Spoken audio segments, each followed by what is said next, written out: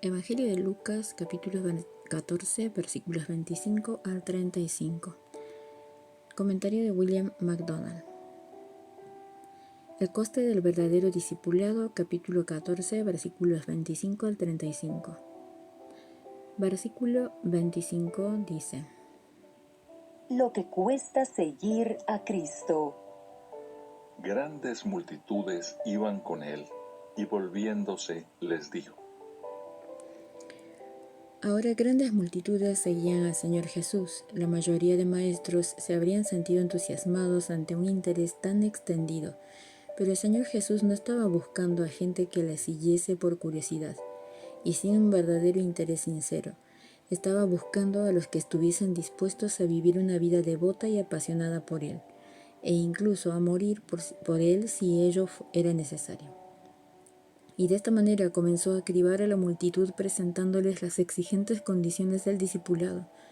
En ocasiones el Señor Jesús atraía a los hombres a sí mismo, pero después que comenzaban a seguirle los cribaba, y esto es lo que vemos sucediendo aquí. Versículo 26 dice: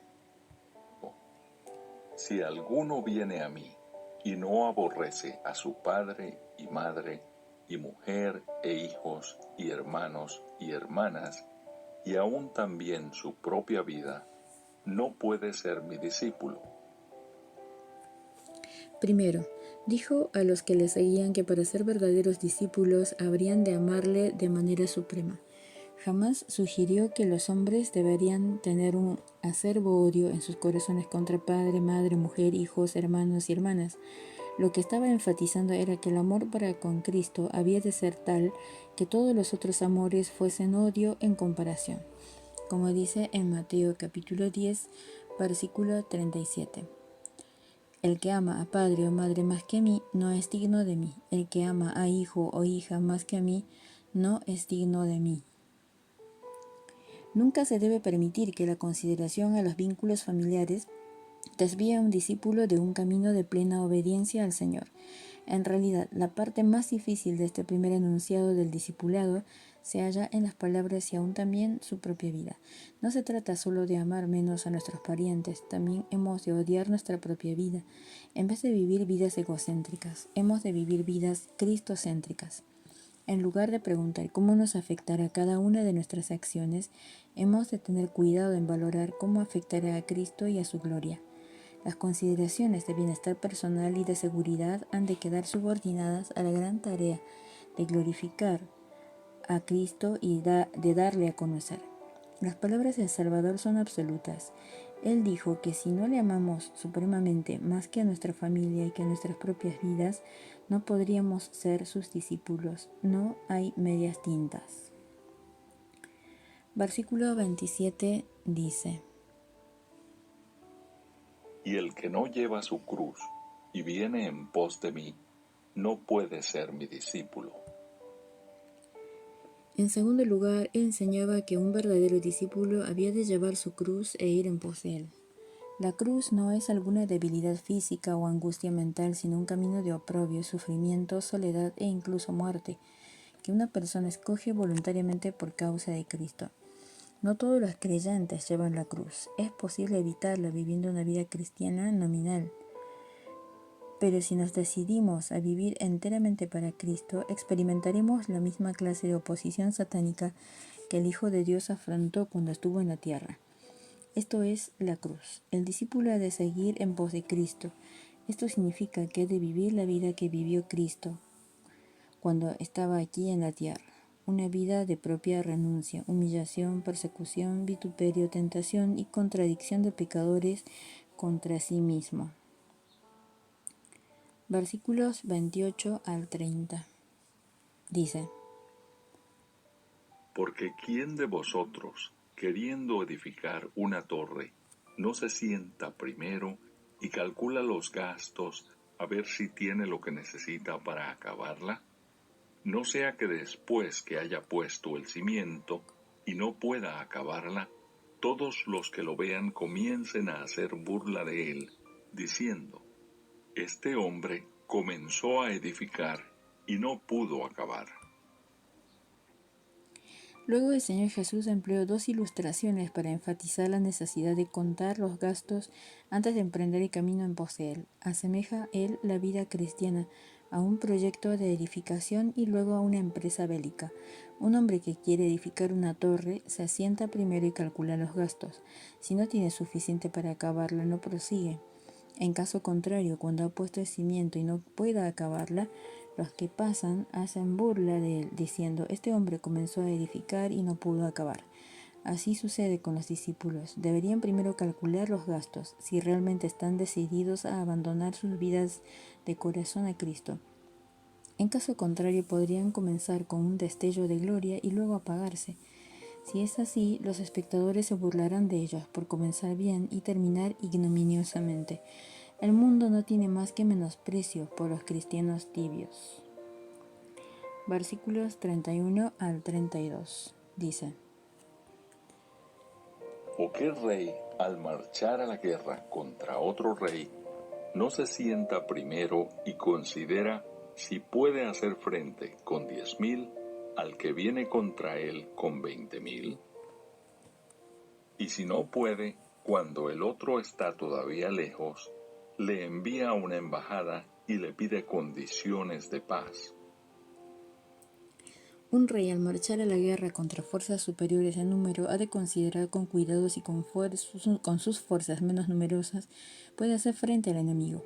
Se da perfecta cuenta de que se trata o bien de darse totalmente o de rendirse abyectamente. Y así es en la vida del discipulado cristiano. No puede haber medias tintas. Versículo 33. Dice: Así pues, cualquiera de vosotros que no renuncia a todo lo que posee, no puede ser mi discípulo.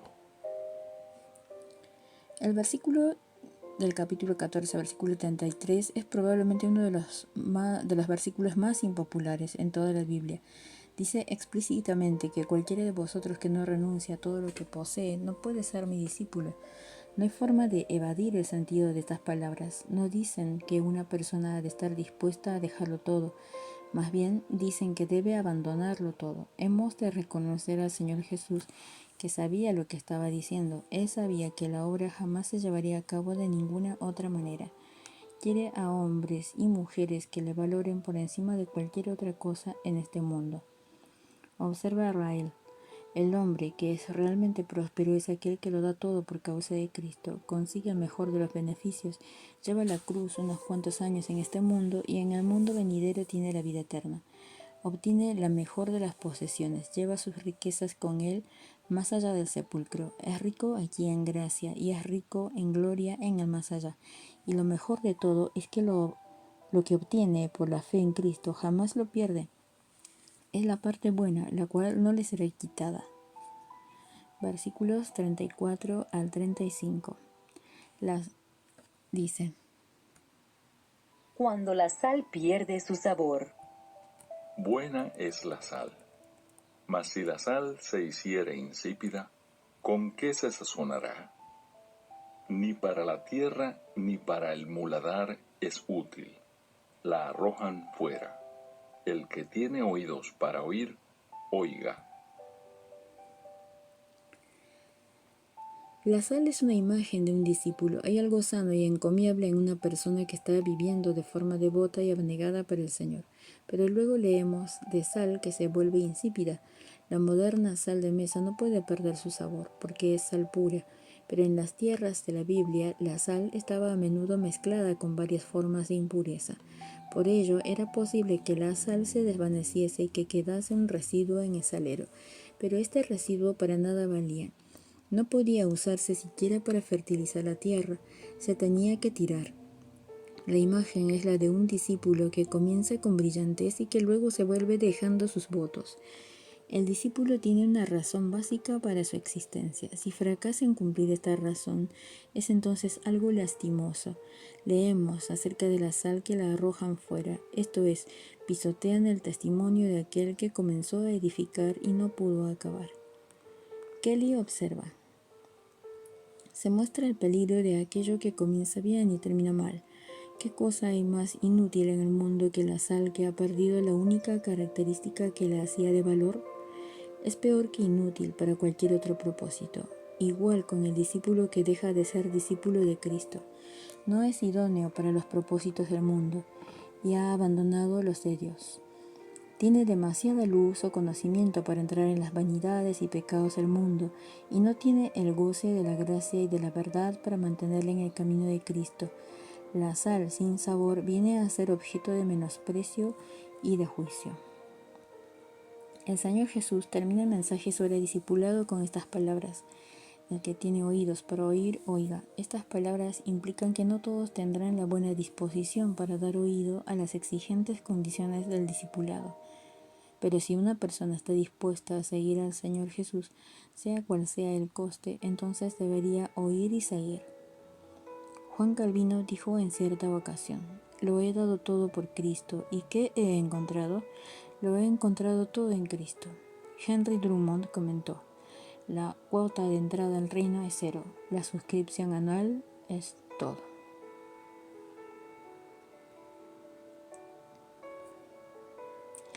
Lucas capítulo 14, del versículo 25 al 35, comentario de William MacDonald.